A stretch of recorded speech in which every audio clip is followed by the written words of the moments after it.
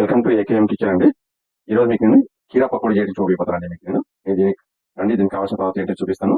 నేను ఒక్క కీరా తీసుకుని పెద్దది, దీన్ని పొట్టు తీసిన తర్వాత దీని నుండి విత్తనం తీసేయాలండి. స్వీట్స్ అంటే విత్తనంతో ఉంటే బాగుండేది, చేదు ఉంటాయి దాని కాబట్టి లోపల స్వీట్స్ తర్వాత చేస్తాను. నేను పొట్టు తీసుకుని ఒక 2 స్పూన్ అంత నేను శనగ పౌడర్ తీసుకున్నాను, పిండి తీసుకున్నాను. ఒక స్పూన్ అంత నేను కార్న్ ఫ్లోర్ తీసుకోవాలి. ఒక 4 పచ్చిమిర్చి, కొద్ది కొత్తిమీర, కొద్ది కరివేపాకు, కొద్దిగా సాల్ట్ తీసుకున్నాను. టేస్ట్ అయినంత సాల్ట్ యాడ్ చేసుకోండి మీకు ఎంత కావాలంటే. దీని మీద ఏం యాడ్ చేయాలంటే తర్వాత నేను కలిపిన తర్వాత ఒక్క కొంచెం గరం మసాలా అంటే పసుపు యాడ్ చేసుకుంటాను. సో దాని తర్వాత మీకు యాడ్ చేసి చూపిస్తాను. ఇప్పుడు నేను దీన్ని తురిమేసుకుంటున్నాను అండి. దీనిలో నేను స్వీట్స్ లేదు, నేను విత్తనం లేదు కాబట్టి నేను అలాగే తీసుకుంటున్నాను. లేకపోతే అట్లా తీసుకుని పర్వాలేదు. సో కొంచెం బల్స్ ఉంటే మీకు కంపల్సరీ విషయం తీసేయాలి దాని లోపల నుంచి. ఇది తీసుకున్న తర్వాత దీన్ని మళ్ళీ దీనిలో వాటర్ అంతా ఫుల్ తీసేయాలండి. వాటర్ మీకు ఒకసారి తురిమి అయిన తర్వాత వాటర్ అంతా ఫిల్ చేసుకోండి. ఎందుకంటే మీకు ఆయిల్ ఎక్కువ చేసుకుంటే అదే లేకుండా మీకు ఎక్కువసేపు ఉడకాల్సి వస్తే ఆయిల్ కాబట్టి మీకు మాడిపోతాయి. లోపల ఉండేదంతా ఉడకలు తీసేది కాబట్టి మీకు దీనిలో వాటర్ అంతా క్లీన్ గా తీసేయాలండి. వాటర్ వేయదండి. ఇలా తురిమేసుకున్నానండి. ఈ తురిమేసుకున్న దీనికి కొంచెం సాల్ట్ యాడ్ చేయండి. సాల్ట్ యాడ్ చేస్తే వాటర్ అంతా కొంచెం మీకు మంచిగా వచ్చేస్తాయండి. మిక్స్ చేసుకొని నేను వాటర్ అన్ని తీసేయండి. వాటర్ తీసి నేను గిన్నెలు వేసుకుంటున్నాను.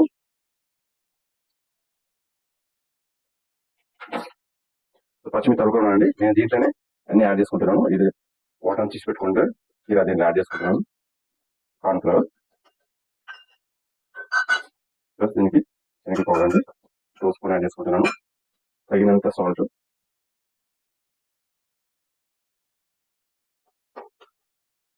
కొద్దిగా పసుపు,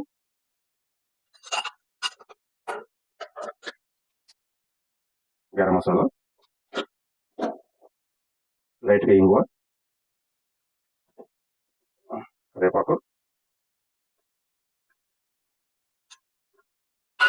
కొత్తిమీర సన్నగా తరిగి వేసుకోండి.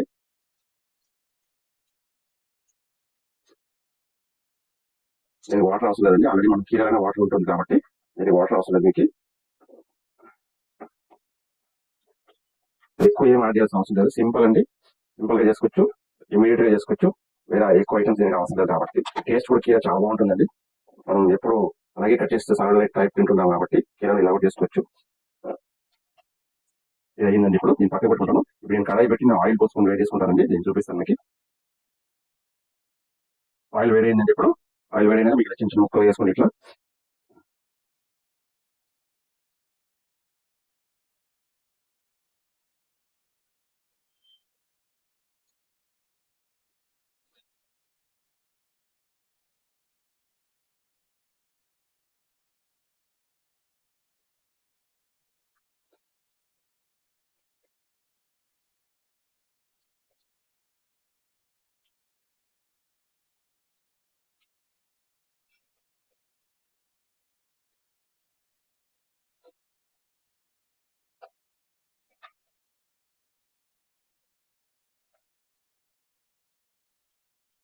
ఇలా వేసుకుంటే అన్ని అయినాక మీకు చూపిస్తాను.